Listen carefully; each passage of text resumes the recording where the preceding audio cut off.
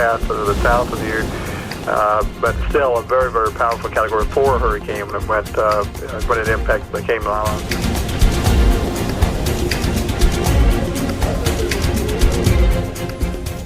Hello everyone, I'm Donna Bush. Thanks for joining us for the CIG TV special.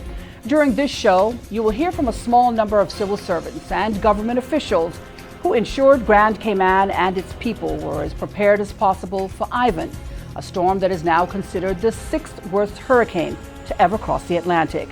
10 years ago, before, during, and after Ivan, there were countless heroes and those who worked tirelessly and selflessly to prepare, endure, and rebuild. Here are some of those stories.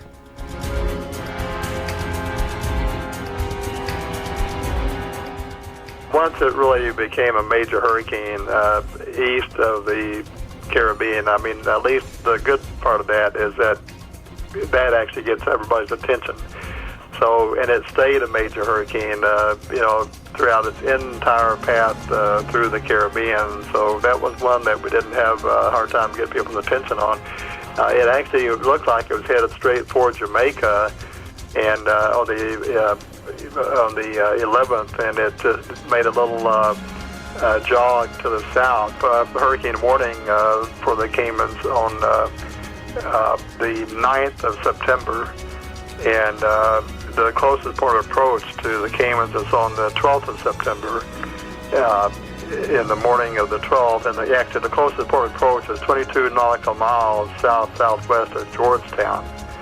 So yeah, you're right. The center stayed south there, but remember there's kind of a donut around the eye. That's where the eye wall is, and the strongest winds are in the eye wall. So those strong winds obviously went right over the Caymans, where you would expect, and the storm surge with it. That storm surge is actually traditionally the number one killer in the hurricane. That's been documented, going back to to 1900 actually.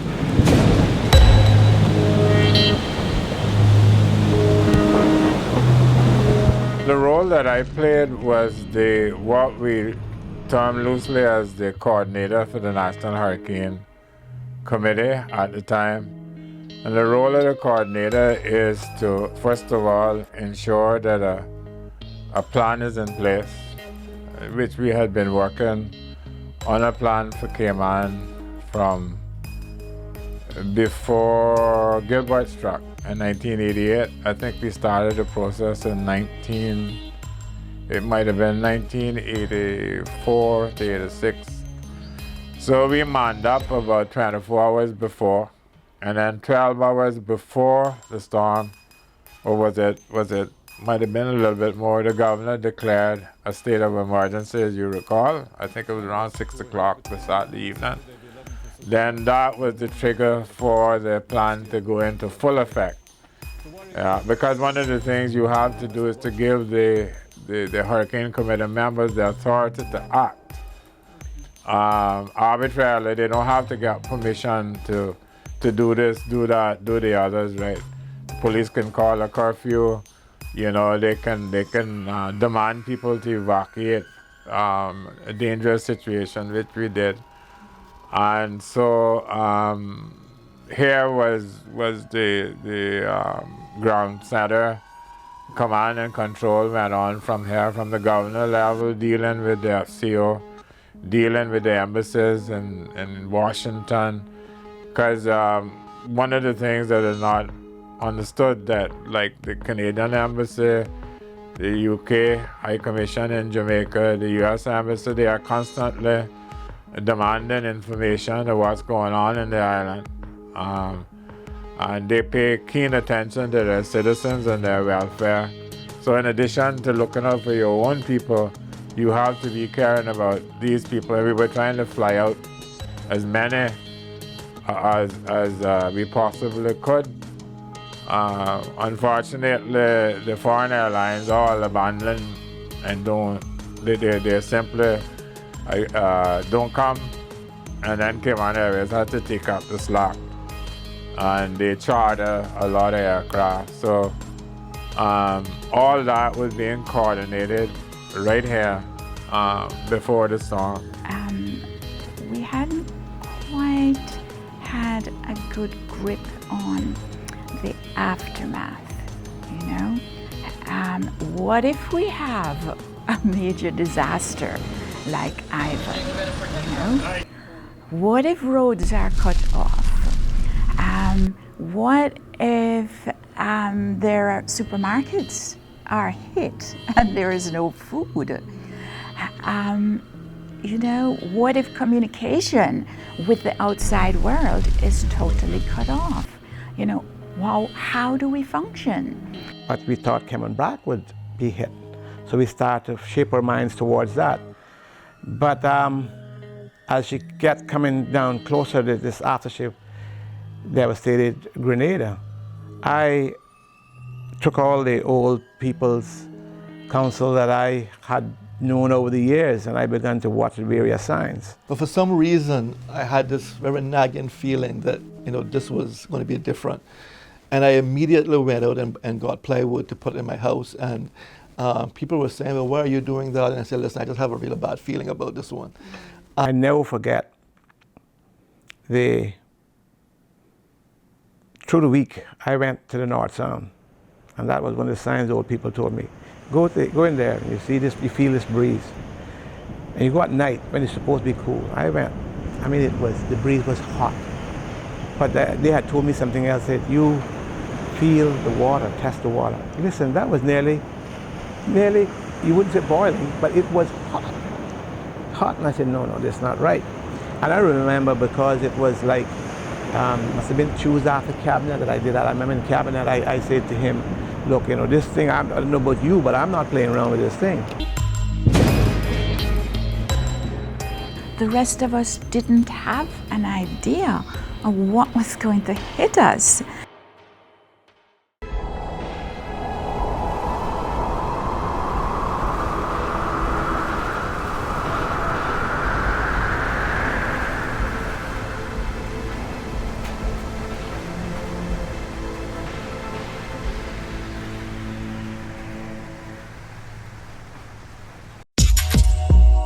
Our history is linked with hurricanes. I mean, all you need to look at the historical marks of the map, the tracks of hurricane passes through the Caribbean, and they all seem to converge around the Cayman Islands. I mean, it's frightening, but that's the way it is. Welcome back. Dozens and dozens of civil servants and officials on the National Hurricane Committee, as it was called then, did all they could do to prepare for Ivan, and by all accounts, they did a great job. But no one could have imagined the horror and destruction this hurricane was about to cause.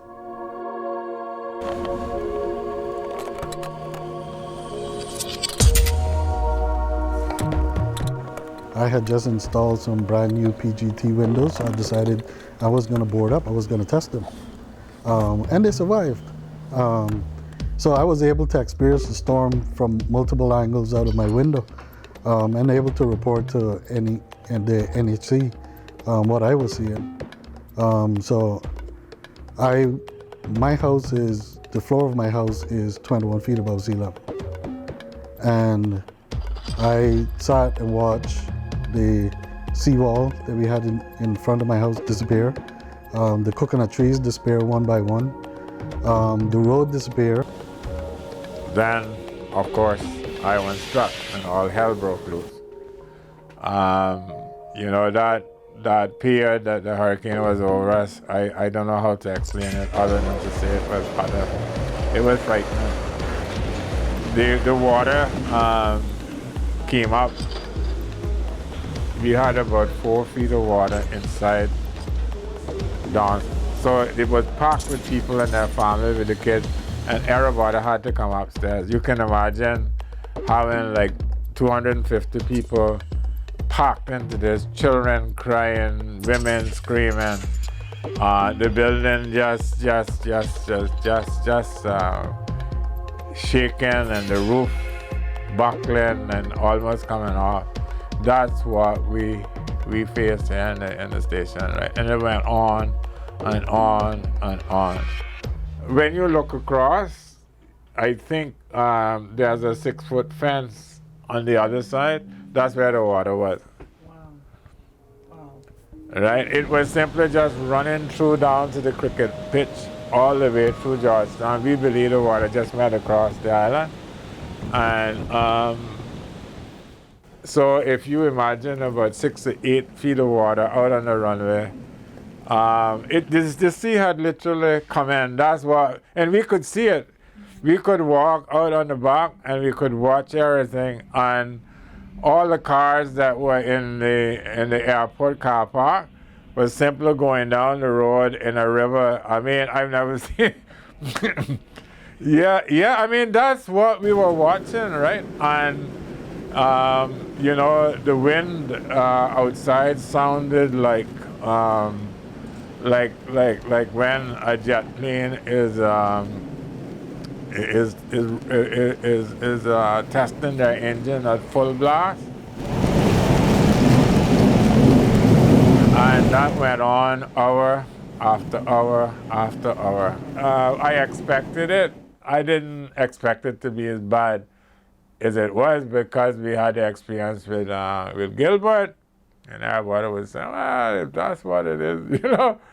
I had a lot of wind, but Ivan was an experience.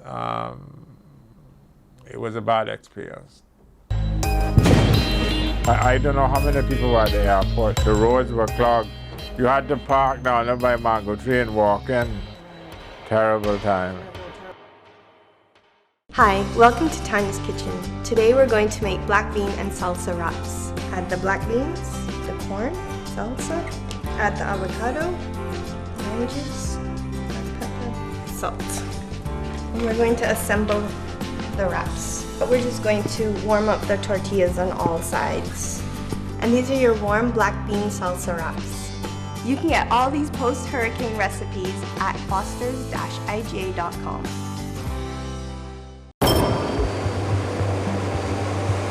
I've never wanted to experience that again because really I hadn't really experienced really in a serious hurricane. We had storms pass by and so on. But in my life I hadn't. More than 5,000 people evacuated Grand Cayman in the days leading up to Hurricane Ivan, and the thousands left behind endured the frightening sounds and destruction that came with the storm. But the real test for government officials was about to come as the shock of what Ivan left in its path hit us.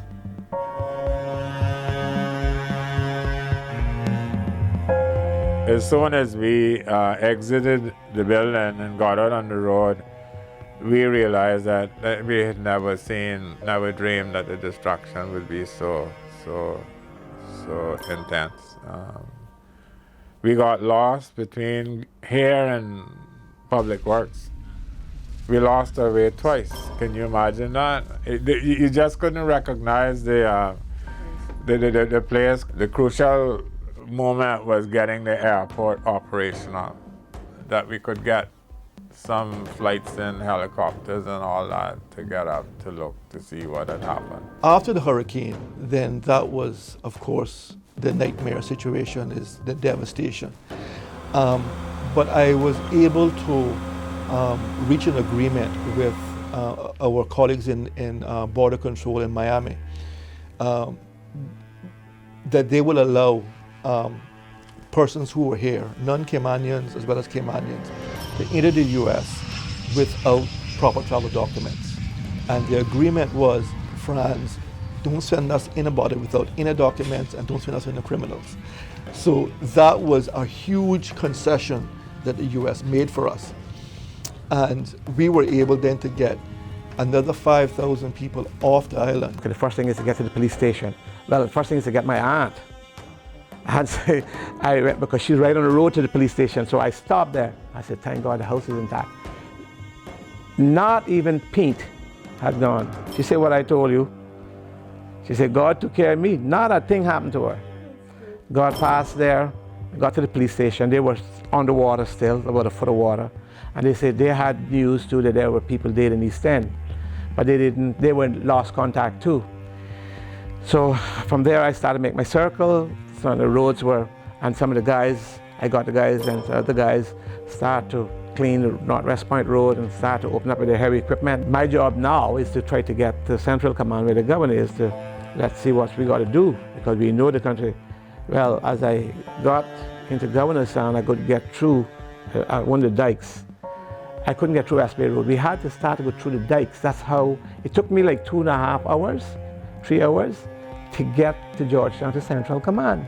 I got to the governor and he took me in one little room and he broke down crying. I said, Governor, no time for this. We gotta get this work done. And I remember the first Monday morning walking out and being scared to death that I was going to run into a live wire, walking knee-high mud up to the fire station. The worst hit of the government structures was the tower building. Every department that was in there was affected, including planning. So I think that was the biggest hit that they had, was the tower building. There are other structures that suffered minor damage. We lost the shelter in Bawdentown, that the roof flew off. But other than that, I think they survived well, very well. I know your building codes are very good in the Caymans, and if they had not been as good as they were, I think the loss of life would have been much greater. Hi, welcome to Tanya's Kitchen. Today we're going to make curried chickpeas. Crush the chickpeas a little, add the curry powder, coriander, and the chutney.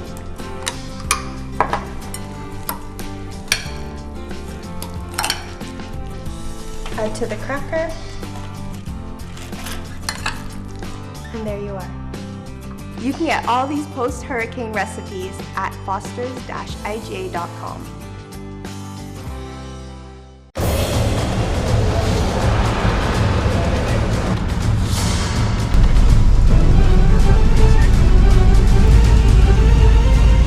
Storm surge that kills. It's normally not high wind, but it's the storm surge, water coming into people's homes, people drowning, those kind of things. That's where we lose lives. And we were very fortunate during Hurricane Ivan that it hit us during low tide. Had it hit us during high tide, things would have been much worse. 10 years ago, Hurricane Ivan taught us many lessons. Government officials of the day and today say our hurricane preparedness plan was great in some areas, but fell short in others. We hear now what some of the strengths and weaknesses were.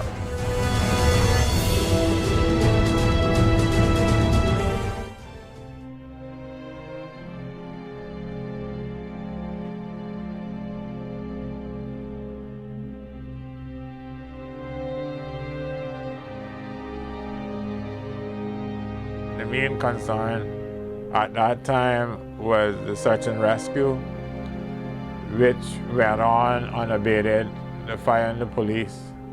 I think we kept the list. We must have rescued over 800 people, taken them out around like Gardens, Rock Hole, all the areas that had flooded. A lot of old people, they had to take them out on stretchers, put them in boats. All this sort of thing is not well known. I mean, people just didn't understand the magnitude of what we faced. And nobody was coming in for a while. Number one, the airport wasn't open, so nothing could come in. But after that, where were the aid agencies coming in?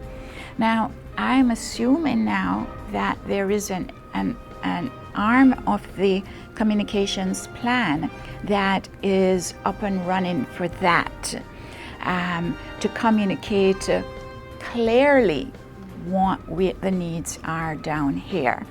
They've got to just look after us a lot better than they have done.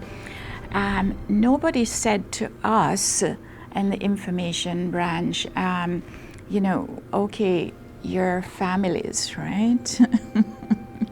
Where are your families staying and how are you faring? We have made very much progress. We were supposed to get a purpose-built emergency operating center, a UOC. It's not here. It's still the same that we had 5. And I am disappointed that having gone through that experience, that 10 years later, having experience, but we still don't have a proper EOC. One of the big things that we learned from Ivan was that we had the response and the preparedness down, but we really hadn't gone beyond and had a recovery plan. So I think that was the biggest lesson that we learned from Ivan, was that we were prepared, everybody was safe, there were no major injuries, or there were a couple of deaths that were reported, but for the magnitude of Ivan, I think the plan showed that we were prepared, and the results showed that we were prepared and that we had a good plan. Where we learned afterwards was that we didn't have a proper recovery plan.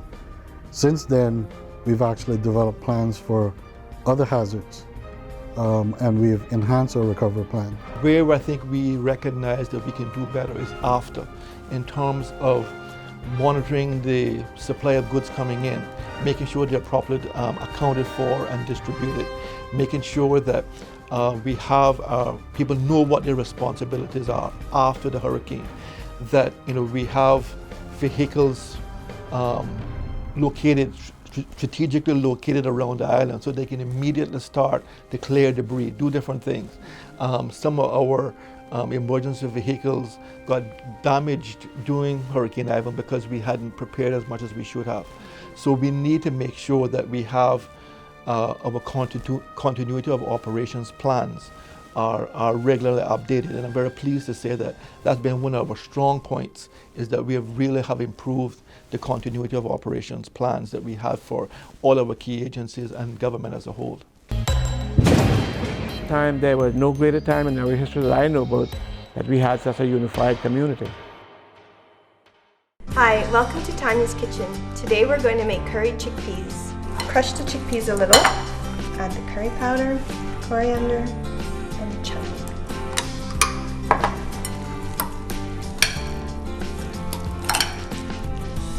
Add to the cracker, and there you are. You can get all these post-hurricane recipes at fosters-iga.com.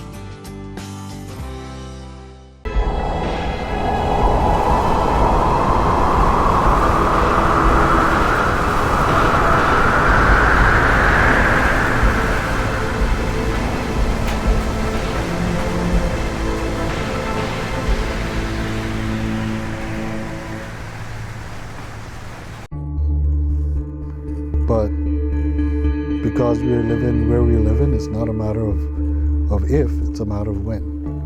We've almost come to the end of our special, Remembering Ivan, the Government Story. As you heard earlier, government officials and civil servants who were key players 10 years ago when Ivan hit all agreed that the recovery plan was the weakest link. But what about today and the future? What would and should we do differently?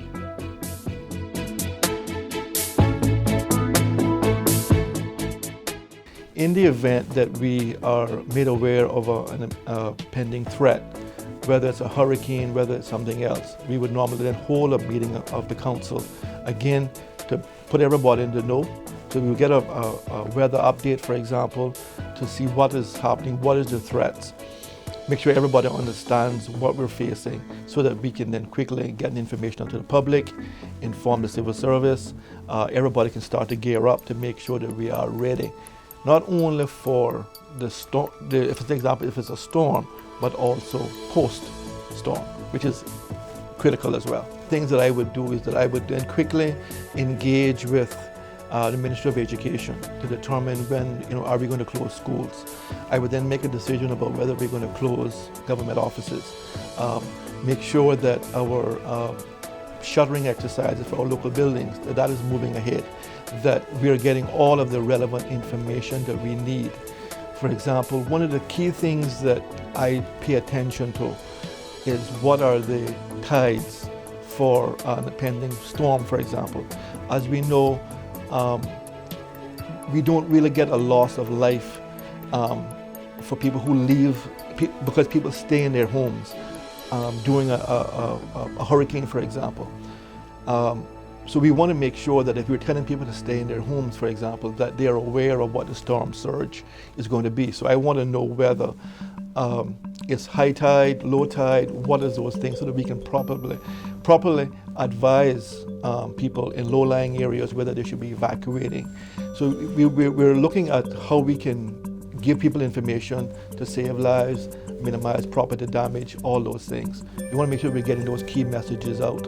I think one of the most important things that they have done is that they have the community emergency response teams put in place. And that, I believe, is critical because government can't do everything.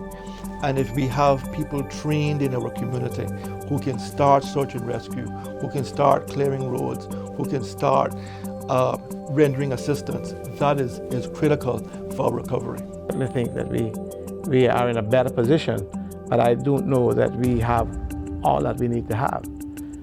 Because I do feel that we should have some sort of auxiliary, in some sort of national auxiliary, not having to depend on the police, because the police will have their own security to deal with. And we can do some things to balance the development with the natural environment, what we need to protect in the natural environment.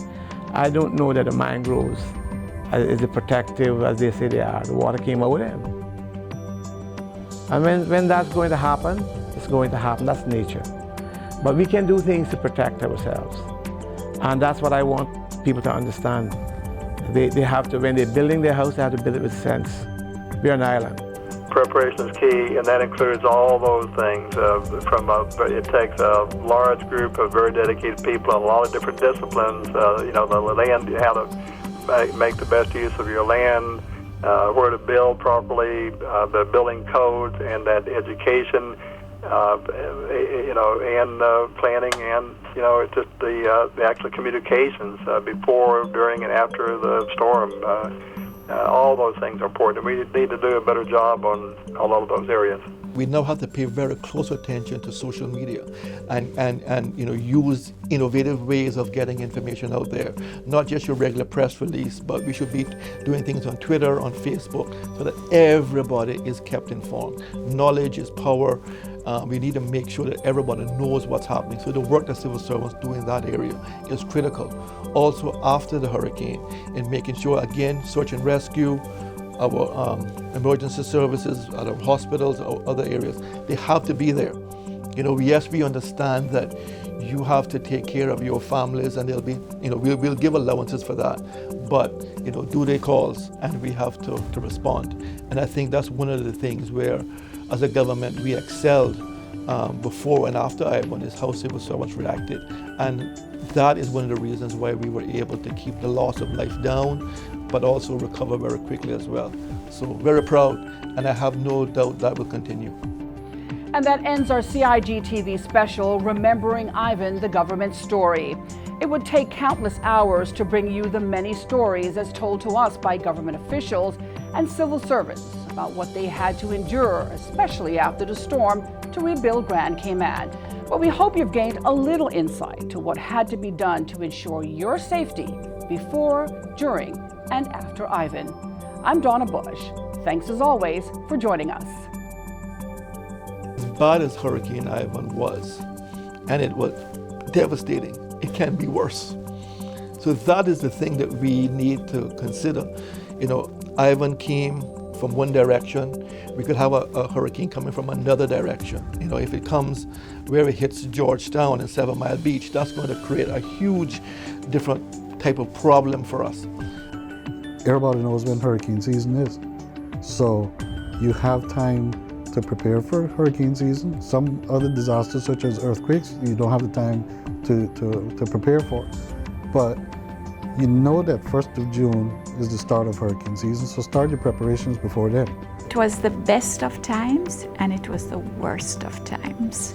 It was a time when we saw people pulling together, and that really makes me shiver how much we became a team, and supporting each other, and